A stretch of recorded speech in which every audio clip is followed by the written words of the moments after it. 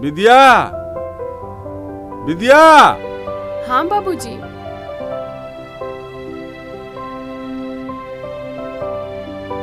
आज हम बहुत खुश बानी, तोहरा से हम कुछ कहल चाहत बानी। बाबूजी हम आपसे कुछ कहे के चाहता नहीं। अरे पहले तू कहा ना बाबूजी, आप बड़ बानी ना, पहले आप कहिए। बेटा हम तोहार बियाह तक दिल बानी। हर माँ बाप का अरमान होला कि ओकरी बेटिया का बियाह अच्छा घर में हो।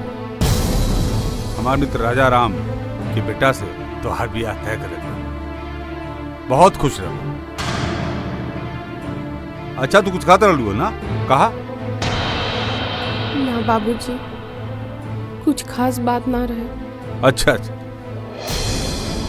अब हम का बताइए आपके अपन दिल के बात।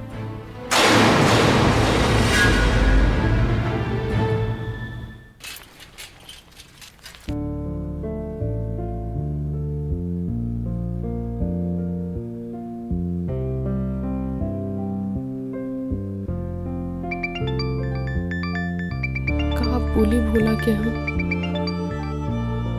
हेलो हेलो, कैसन बानी दबंग जी? भोला हम घर पे नहीं थी, हम बाद में बात करब, ठीक? हेलो हेलो बिंदिया जी।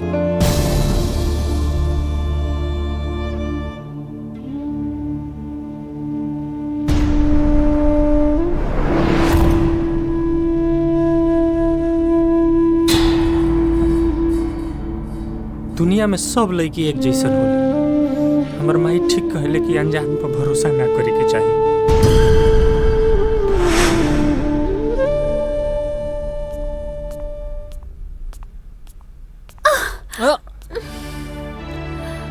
अरे उठावा हमरे के। उ तो भाग मनाओ कि प्रसादी बच गई। कैसन बेवकूफ बड़ा, हमरा का उठावे के चाहिए तो तू नारियल उठावा तारा। हाँ, वो हमर माई कहे लेनु कि प्रसादी नीचे ना गिरे के चाहिए, भगवान जी खिसिया चलन।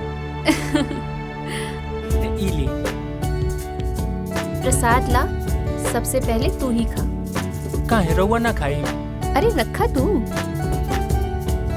ठीक भाई, प्रसादी तो अब हम अपना माई के दे। वैसे कहाँ रहेला तू? हमर माई कहे लेनु कि अनजान आदमी के अपन पता ना बतावे के चाहिए। काहे? काहे से कि रउआ समझतनी कि हम बेवकूफ बनी, हम बहुत समझदार बनी, हमर माई कहेले।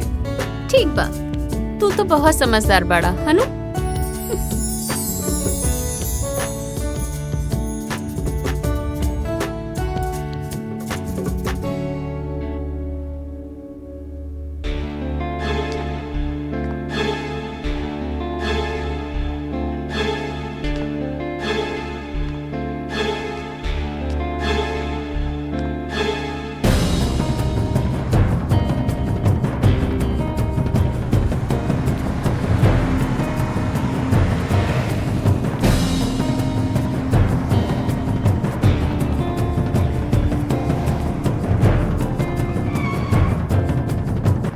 अरे भोला जी, कहाँ जाता नी?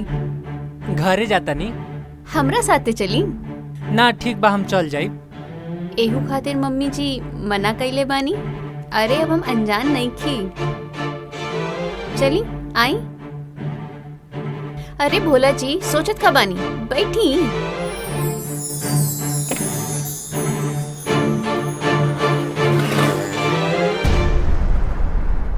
अरे ई फूल रउआ केकरा खातिर ले जात बानी? उ हमरा फूल बहुत पसंद है। एक बात कही? जी कहीं। ई फूल हमरा बाल में लगा दी प्लीज प्लीज।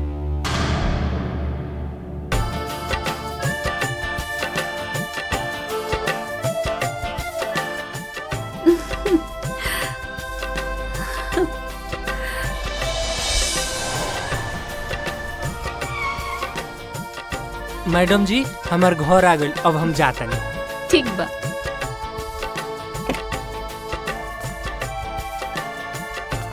बाय।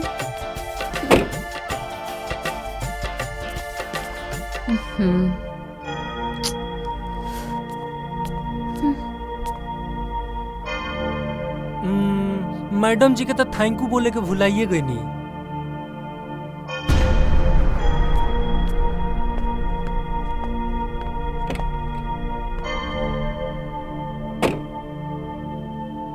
ला, हम चैलेंज जीत गई नहीं।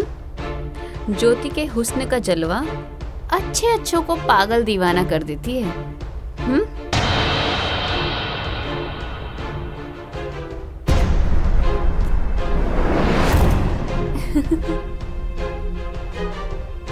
तो हर दिमाग खराब बाका। हमार बॉयफ्रेंड ओहो ऐसन वैसन लड़का, नो एंड नेवर।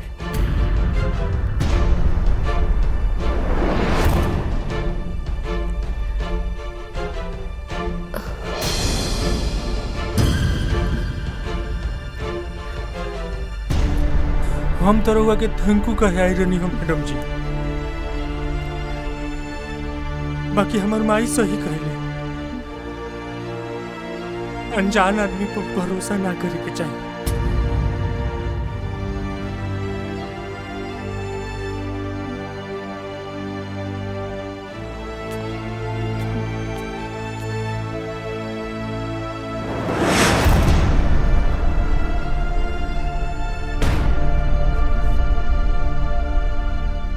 हे भगवान, ई कैसन धर्म संकट है। एक तरफ हमार प्यार है और एक तरफ बाबूजी के सम्मान। का करी, बाबूजी के सब बता दी, शायद वो मान जाए,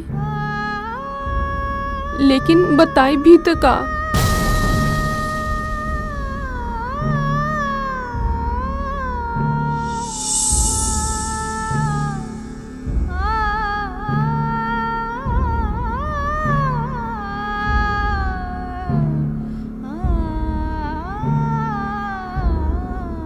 ना, हम बाबूजी के खिलाफ नहीं की जा सकत। माँ के दुनिया से गईला के बाद वहाँ के कबो माई के कमी महसूस नहीं की होके देलन।